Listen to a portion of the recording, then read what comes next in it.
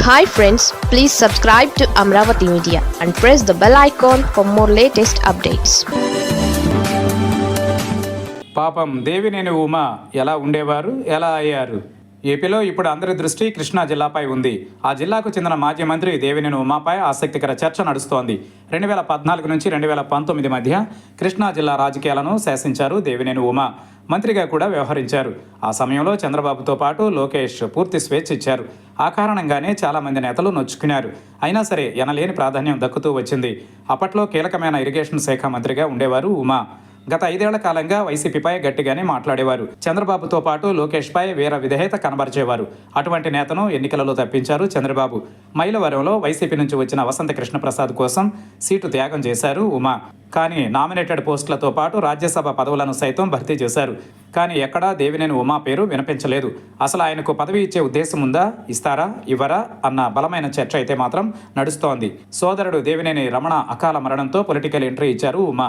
అంచెలంచెలుగా ఎదిగి టీడీపీలో తనకంటూ ఒక ముద్ర చాటుకున్నారు. ఉమ్మడి కృష్ణా జిల్లాలో తెలుగుదేశం పార్టీ అంటే దేవినేని ఉమా, ఉమా అంటే తెలుగుదేశం పార్టీ అనే స్థాయిలో బ్రాండ్ క్రియేట్ చేసుకున్నారు. అటువంటి నాయకుడు చేతిలో ఇప్పుడు ఏ పదవి లేకుండా పోయింది. ఆయన రాజకీయ ప్రభావం పూర్తిగా తగ్గిపోయింది. గత 5 ఏళ్లలో పార్టీలో జరిగిన పరిణామాలు ఆయనకు మైనస్గా మారాయి. ఉమాపై అధినేతకు మంచి అభిప్రాయం ఉన్నా క్షేత్రస్థాయిలోకి వచ్చేసరికి ఆయనను తప్పించాల్సిన అనివార్య పరిస్థితి ఎదురైంది. 2019 ఎన్నికలలో మైలవరం నియోజకవర్గం నుంచి రెండవసారి బరిలో దిగారు ఉమా. ఆయనపై వైసీపీ అభ్యర్థి వసంత కృష్ణప్రసాద్ గెలిచారు. అయితే మారిన రాజకీయ పరిస్థితుల నేపథ్యంలో ఈ ఎన్నికలకు ముందు వసంత కృష్ణప్రసాద్ టీడీపీలో చేరారు. ఈ నేపథ్యంలో పక్కకు తప్పుకోవాలని చంద్రబాబు సూచించడంతో మారు మాట ఆడకుండా దేవినేని ఉమా పక్కకు తప్పుకున్నారు.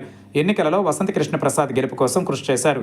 అయితే ఇంత చేసినా దేవినేని ఉమాకు ఇంతవరకు గుర్తింపు దక్కలేదు. అయితే ఉమాకు హైకమాండ్ నుంచి ఎమ్మెల్సీ పదవి ఆఫర్ ఉన్నట్లు తెలుస్తోంది. మొన్నటికి మొన్న రాజ్యసభ పదవుల సమయంలో కూడా ఉమా పేరు పరిగణలోనికి తీసుకున్నారు. కానీ వివిధ సమీకరణలో భాగంగా వేరే నేతలకు ఆ అవకాశం దక్కింది. అయితే ఎమ్మెల్సీ పదవి మాత్రం ఆఫర్ ఇచ్చినట్లు సమాచారం.